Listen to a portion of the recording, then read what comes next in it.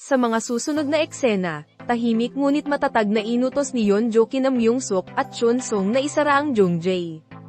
Kalma ang kanyang tinig, pero bakas sa mata ang sakit ng pagtataksil ni Bum-woo. Pagkatapos, bigla siyang naglaho, tumungo sa templo kung saan siya pinalaki ng monghe. Sa wakas, binitawan niya ang bigat ng kanyang damdamin.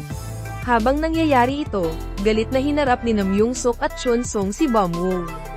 Ngunit mas mapanganib ang kilos ng ina ni Bum-woo, desididong burahin si Yeonjo sa mundo ng pagluluto para iligtas ang kanilang lihim, lalong umiinit ang tensyon.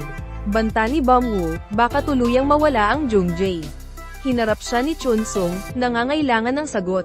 Ngayon, si Bum-woo ang nasa sentro ng lahat, pipiliin ba niyang ipagkanulo si Yeonjo para sa kayamanang mana, o lalaban siya para sa babaeng mahal niya, kahit kapalit ay lahat?